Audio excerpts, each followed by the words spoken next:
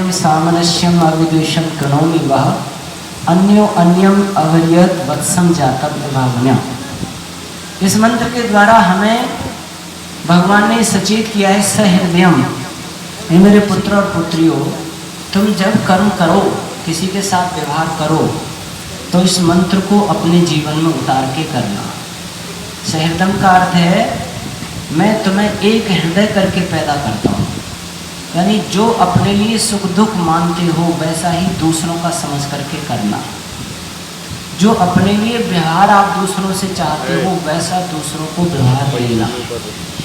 महर्षि व्यास जी ने भी महाभारत में एक बात लिखी है, श्रूयताम धर्म सर्वस्व श्रुत्वा चैवाविधार्यताम आत्मनः प्रतिकूलानि परेशान न समाचरे। महर्षि व्यास कहते हैं, दुनिया के लोगों, मैंने धर्म के शास्त्रों को, धर्म के मर्मों को बहुत सुना और पढ़ा है, और पढ़ सुन करके मैं एक निर्णय पर पहुंचा हूँ, आत्मनः प्रतिकूलानि, जो अपने लिए विपरीत मानते हो, अच्छा नहीं मानते, वो दूसरों के साथ व्यवहार मत करना। एक सीधा सा पैमाना है, अपने लिए जो नहीं चाहते वो मत देना, अपने लिए जो चाहते वो देना।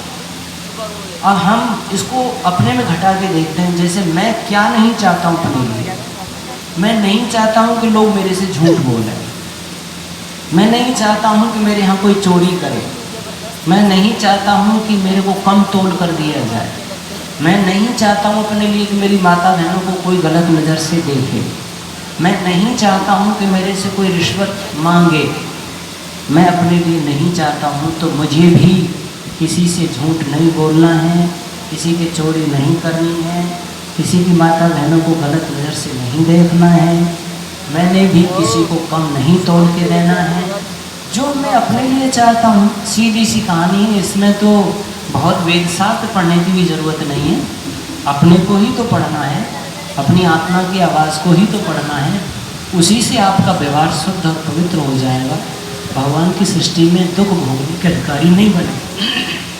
लेकिन होता क्या है, अपने लिए चाहते हैं अच्छा, वो अच्छा व्यवहार दूसरों को देते नहीं, पाप यहाँ से शुरू होता है। जैसे एक छोटा सा उदाहरण देता हूँ मैं। एक बार क्या हुआ, एक माता जी और एक दुकान पर सामान खरीदने जाती हैं। दुकानदार को अपना पर्चा देती हैं, 1 किलो चीनी दे दो, इतना जीरा दे दो, इतना धनिया, इतनी हल्दी, इतनी सब्जी, इतना फलाना, इतना फलाना। और उस पर्चे को लेकर के दुकानदार नाप तोलकर एक बंडल बना देता है। पैसा पूछा गया कितना पैसा हुआ, जो बताया वो अदा कर दिया जाता है।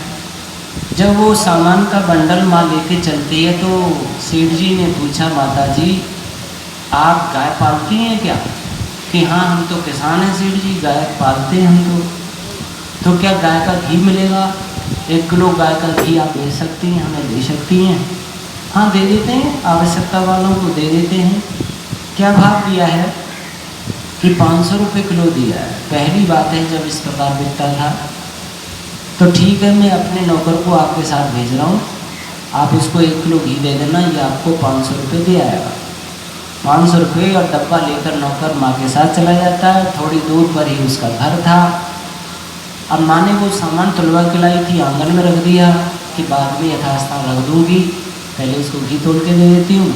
अंदर जाती हैं और घी का डब्बा लाती हैं, तराजू लाती है और 1 किलो घी तोल कर उसे दे देती है। वो 500 रुपये देकर घी का डब्बा लेके चल देता है। अपने मालिक के पास पहुंचा, मालिक को डब्बा थमा दिया। मालिक ने मन में विचार किया, वैसे तो माँ भोली भाली सी धार्मिक सी लग रही थी, पर आजकल भरोसा नहीं होता, लोग बाहर से धर्मात्मा होने का प्रदर्शन करते हैं, अंदर से उतने धार्मिक होते नहीं हैं। कहीं ऐसा ना हो कि मेरे नौकर के साथ में इसने कोई धोखा कर दिया हो और कम तोड़ दिया हो, क्यों ना इसे तोड़ कर देख लिया जाए। और उसने दूसरे पात्र का पाशन किया और उसमें घी पलटा और तोल कर देखा तो 50 ग्राम कम बैठा। एकदम से गुस्साया सेठ को और पहले तो अपने नौकर को ही डांटा डपटा, मूर्ख, पागल, गधे, तू कहाँ था उस समय जिस समय बुढ़िया तोल रही थी? 50 ग्राम कम दिया उसने, जल्दी से जा उसको अभी बुला करके ला।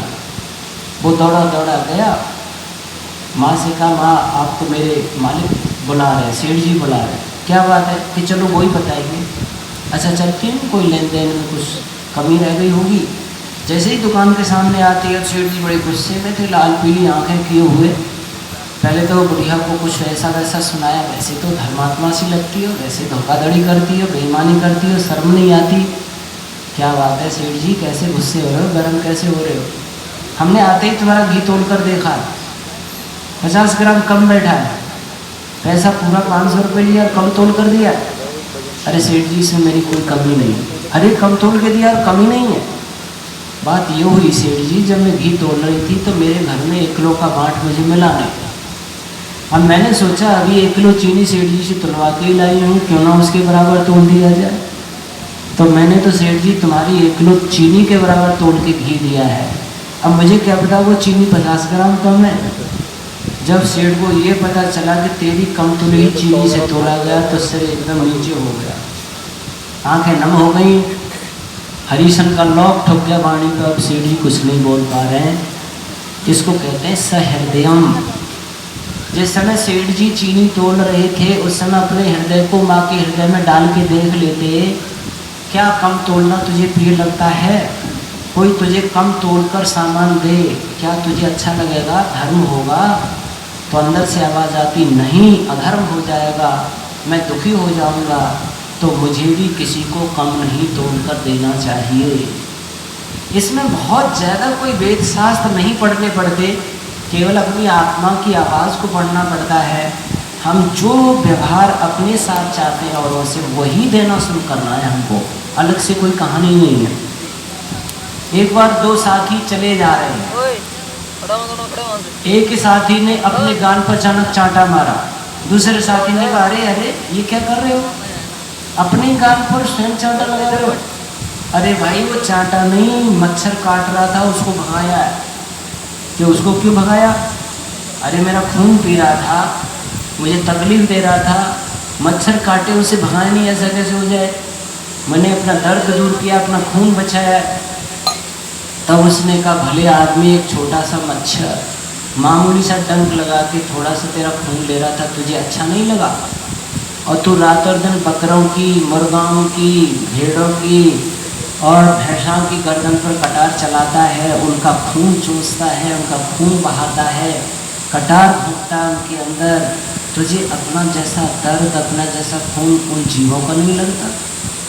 काश दुनिया के लोग वेद मंत्र के शब्द को समझ जाते, केवल एक शब्द को सहृदयम, तो दुनिया से बूचड़खाने खत्म हो जाते, मुर्गी फार्म खत्म हो जाते, कोई किसी भी प्राणी को सताने की हिम्मत नहीं करता।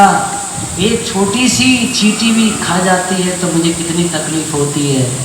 मेरे बच्चों को कोई थोड़ा सा भी तकलीफ देता है तो मैं दिल मिला जाता हूँ। मैं कितने पशुओं के बच्चों को उनको रोज़ाना मार काट करके खाता हूँ, खिलाता हूँ, तो दुनिया से बूचड़खाने सब खत्म हो जाते। लेकिन हम क्या कर रहे हैं?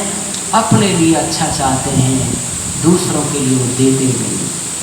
कुछ लोग जैसे मुसलमान भाई कहते हैं कि कुर्बानी देते हैं बकरे की, उसकी अल्लाह ताला खुश करने के लिए। मैंने कहा कुर्बानी दो तो अपनी दो, ज़्यादा खुश होगा भगवान। अपनी गर्दन काट के चढ़ाओ, अपने बेटे की गर्दन काट के चढ़ाओ, ज़्यादा खुश होगा भगवान। तुम बेचारे उस गरीब की गर्दन काट रहे हो, तुम्हारे बेटे की गर्दन काट के कोई चढ़ाए तो तुम्हें कैसा लगेगा? तुम्हें अपना जैसा दर्द दूसरों का नहीं लगता है, दूसरों में आत्मा नहीं है, दूसरों को दुख दर्द तकलीफ नहीं होती। अर्थात काश केवल इस वेद मंत्र के इस शब्द को समझ जाए, दुनिया से अन्य अत्याचार, चोरी, व्यभिचार, कोर्ट कचहरी की जरूरत ही नहीं पड़ेगी, कहीं पुलिस फोर्स की जरूरत नहीं होगी, अमन चैन होगा, दुनिया में स्वर्ग उतर आएगा। और देखिए इस पैमाने को आप कहीं भी तो घटा सकते हो, कहीं भी। जैसे माताएं बहनें बैठी हैं, बहुत सारे व्यवहार घर परिवारों में ऐसे होते हैं जिनके द्वारा हम समझ लें अगर इस पैमाने को तो बहुत सारी समस्याएं खत्म हो जाए। एक उमानंद सरस्वती थे, अल्मोड़ा वाले और जेसमा में रहा करते थे। वो इस घटना को सुनाया करते थे। कितनी सत्य असत्य है ये मैं नहीं कह रहा हूँ, परंतु इस विषय को साफ करने के लिए पर्याप्त है। जिस समय हिंदुस्तान पाकिस्तान का बंटवारा हुआ था उस समय की आपने कहानियाँ सुनी होंगी। सन 47 की बात है, उस समय हम तो पैदा नहीं थे, 66 का जन्म है, लेकिन हम लोगों के मुख से सुना करते हैं। उस समय हिंदू मुसलमानों का बड़ा मारकाट हुई। जो इस समय पाकिस्तान है वो हिंदुस्तान का हिस्सा था। पाकिस्तान की भूमि में जो लोग हिंदू आदि रहते थे उनको उस समय काट काट करके ट्रेनों में और बसों में लाद लाद करके हिंदुस्तान में भेजा गया। कहते हैं कि परिवार के परिवार नष्ट कर दिए गए थे। उनमें से एक महिला अपने गोद के बच्चे को, और बच्चे भी थे और परिवार भी था, वो सब उसके आंखों के सामने देखते देखते काट दिया गया था। और वो पता नहीं कैसे गोद के बच्चे को लेके छुप छुपा करके कैसे भी हिंदुस्तान की भूमि में आ गई और पंजाब में आ गई। समय जो पंजाब है, एक गांव में आई तो वहाँ के लोगों ने दया करके उसके लिए एक झोंपड़ी डाल दी एक स्थान पे, और उसको वस्त्र, बर्तन, खाने पीने के साधन मुहैया करा दिए और वो उसमें रहने लगी। बच्चा थोड़ा समर्थ हुआ तो उसे उसने गुरुकुल में, विद्यालय में भेज दिया पढ़ने के लिए। और सौभाग्य की बात ये हुई कि वो बच्चा पढ़ लिख करके अच्छा विद्वान बना और वो लोगों के घरों में सेवा चर्या करके जो पैसा आती उससे बच्चे को पढ़ाती, और वो अच्छा पढ़ गया कि मुसीबत में बच्चा था तो मुसीबत के मारे तो अपनी कुछ उन्नति कर ही जाती। और उसने फिर उपाय किया तो एक सरकारी नौकरी उसे मिल गई। एक बार एक आदमी अपनी पुत्री के लिए वर खोजता हुआ उस गांव में आया। लोगों से कहा, भाई मेरी एक बेटी है, मैं उसका विवाह चाहता हूँ, ऐसा ऐसा कोई लड़का हो तो बताओ। लोगों ने कहा, एक लड़का है, बड़ा होनहार है, सरकारी सर्विस है उसकी और उन्नति करेगा, फिलहाल धन संपत्ति तो उसके पास इतनी नहीं है, और जो पैसा नौकरी से मिला उससे छोटा सा घर भी बना दिया उसने झोंपड़ी के पास। तो बोला उसके पास घर भी है, आप देख लो। देखा तो वो समझ में आ गया और उसने विवाह कर दिया। कहते हैं एक बार वो बेटी घर पर गई, फिर मायके आ गई, फिर दूसरी बार जब गई तो उसने अपने पति से कहा कि मैं आपके साथ शहर चलूँगी। जैसे कोई वो अलीगढ़ में सर्विस करता हो, मानो मथुरा में करता हो, आगरा में करता हो, ऐसे सर्विस करता था, तो मैं आपके साथ शहर चलूँगी। अरे भाई तुम यहीं पर हो, मेरी माँ की सेवा करो, मेरी माँ ने बड़ी मेहनत से मुझे पाला पोसा है, दूसरों के यहाँ झाड़ू बारी चौका बर्तन करके। हमारा धर्म बनता है कि बुढ़ापे में हम इसकी सेवा करें, और ये जो है वो शहर में रह नहीं पाती हैं, आखिर आप उनका, हमारा धर्म है तो उनकी सेवा करें। कहा नहीं, मैं तो शहर में रहूँगी। और श्रद्धेय पूज्य स्वामी प्राणानंद जी महाराज पधारे हैं, उनका स्वागत, अभिनंदन, नमस्ते, चरण स्पर्श, हम सब उनका स्वागत करते हैं। तो मैं निवेदन कर रहा था आपके बीच में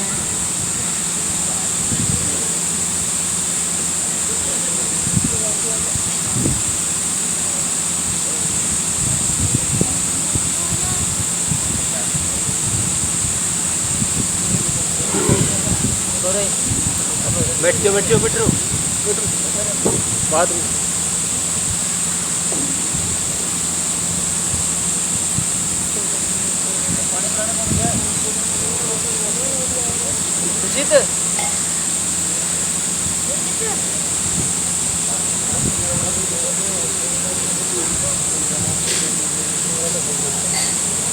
सज्जनों, माताओं, बहनों, तो मैं निवेदन कर रहा था कि जब उसने समझाया भी तो उन्होंने कहा नहीं, मैं तो शहर में ही रहूँगी, मुझे गांव में अच्छा नहीं लगता, मेरे पिता ने आपको सर्विस वाला देखा है। अरे भाई आप यही रहो, देखो मेरी माँ के सामने पूरा परिवार नष्ट हुआ है और इतने कष्ट और क्लेश से उन्होंने मुझे पाला है, हमारा धर्म बनता है सेवा करना। तो उसने दो ठूक जवाब दिया, मुझे तुम्हारी माँ से कोई मतलब नहीं है, सुखी रहे दुखी रहे, यहाँ रहे वहाँ रहे, अगर आप मुझे अपने साथ ले जाना चाहते हो तो बात करो, नहीं तो मैं अपने माई पे जाती हूँ। ये बात उसकी माँ ने सुन लिया। माँ ने पूछा, बेटा क्या बात है कि तुम्हारी बहू मेरे साथ शहर जाने की जिद कर रही है, मैं आपकी सेवा के लिए छोड़ने की कह रहा हूँ, कह रही या तो ले चलो, नहीं तो मैं अपने माई पे चली आऊँगी। माँ ने समझ लिया। माँ ने कहा, बेटा कोई बात नहीं, तुम सुखी रहो, बहू को साथ ले जाओ, मैं तो जैसे अब तक जीवन काटती आई हूँ और काट लूँगी, आप ले जाओ। बच्चा थोड़ा सा विनम्र स्वभाव का था, मानने वाला था, माँ की बात मान करके वो साथ में ले गया।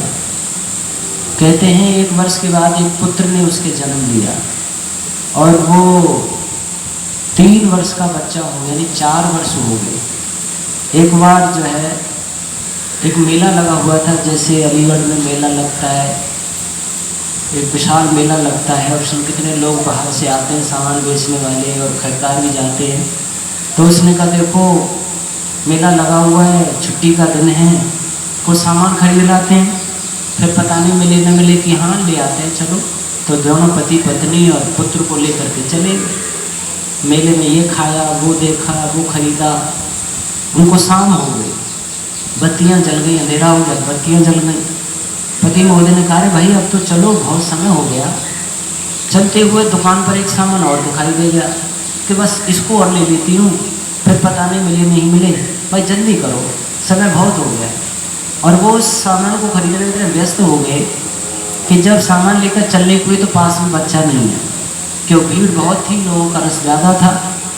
पता नहीं बच्चा उस भीड़ में किधर को चला गया। अब एकदम घबराए, इधर भीड़ में उधर जा देखा, इस गली में इस कूचे में देखा, काफ़ी देर तक घूमते रहे लेकिन बच्चा मिला नहीं।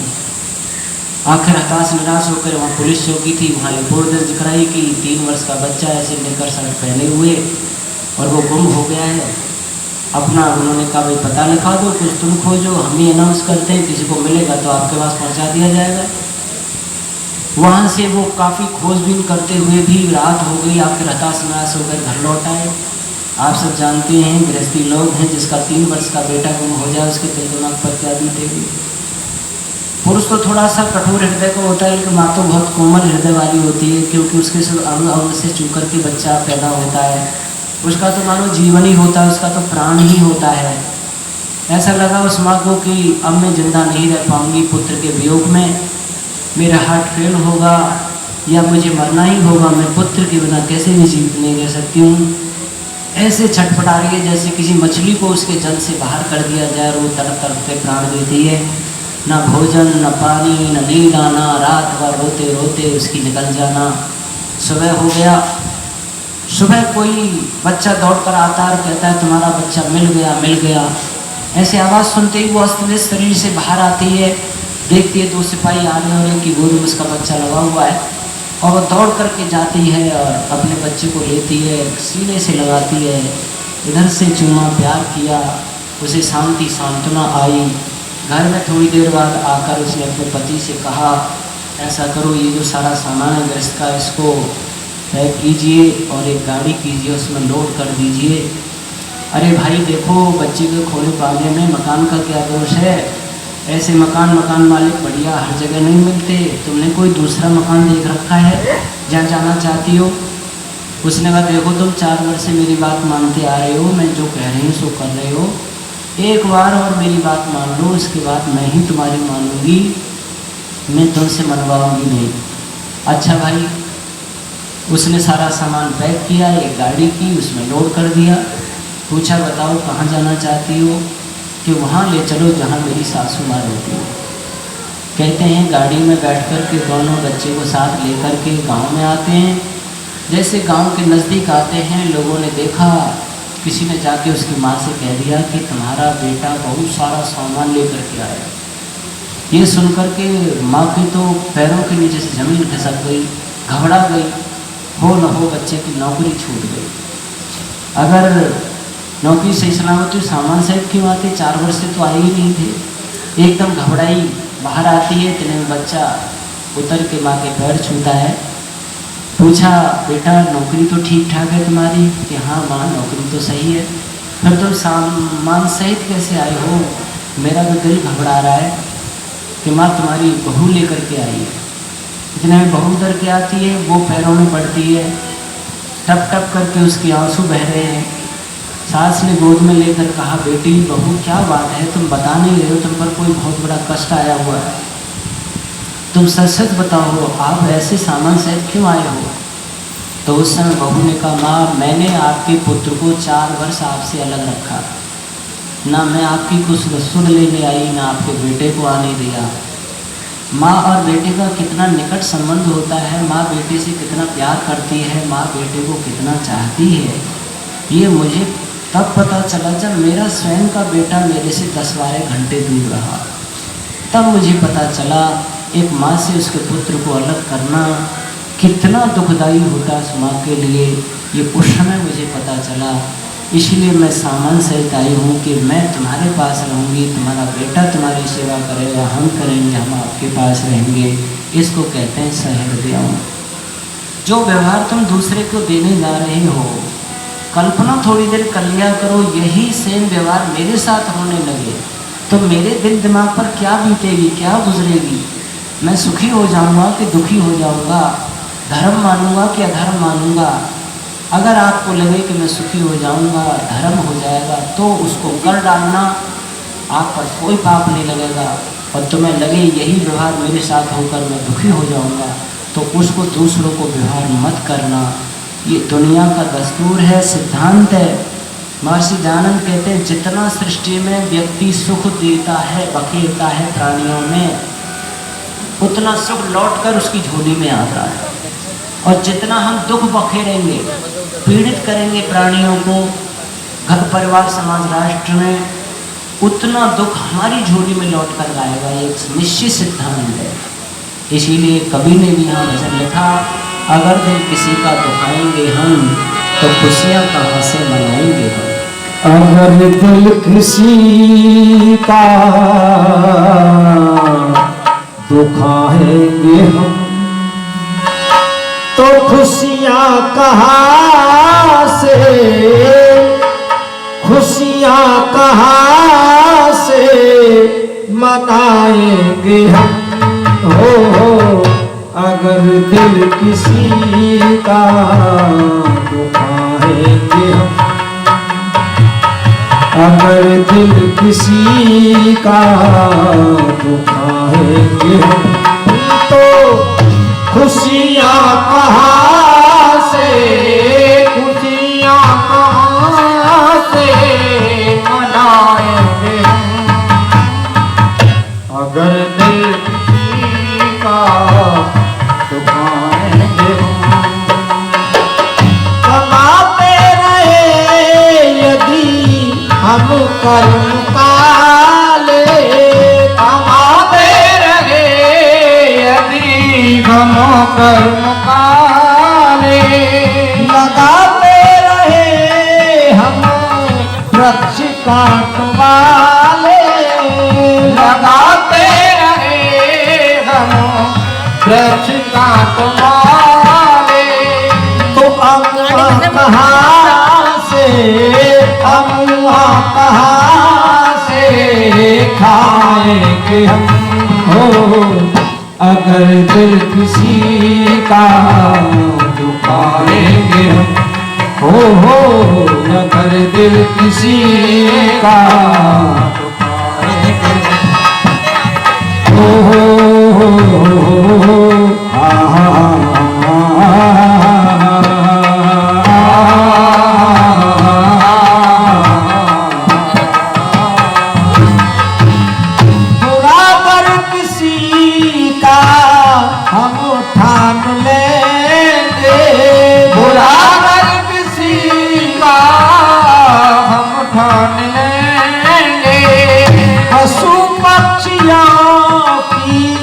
अगर जान लेंगे, पशु पक्षियों की अगर जान लेंगे, तो अपनी भी गर्दन, अपनी भी गर्दन कटाएंगे हम। हो अगर दिल किसी का दुखाएंगे हम, हो अगर दिल किसी का दुखाएंगे, तो खुशियाँ कहाँ से, खुशियाँ कहाँ से मनाएंगे हम। अगर दिल किसी का दुखाएंगे हम, नियत पर आए हम धन पर धरे,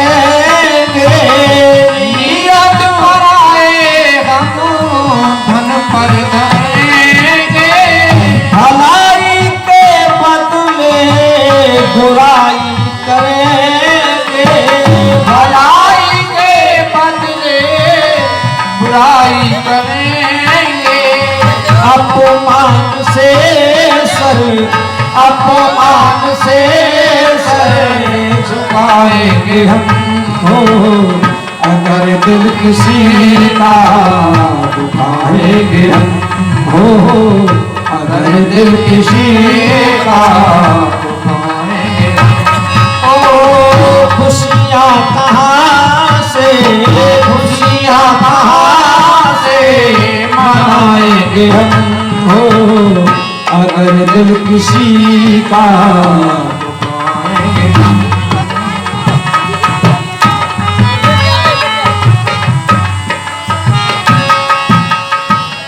अगर साज दिल का सजाया न हमने, अगर साज दिल का सजाया न हमने, हीरा के तारों को मिलाया न हमने, हीरा के तारों को मिलाया न हमने, तो बेमोल नग मिला, बेमोल नग में ना गाएंगे हम, अगर दिल किसी का दुखाएंगे हो, अगर दिल किसी का दुखाएंगे तो खुशियाँ कहाँ से, खुशियाँ कहाँ से मनाएंगे हम हो, अगर दिल किसी का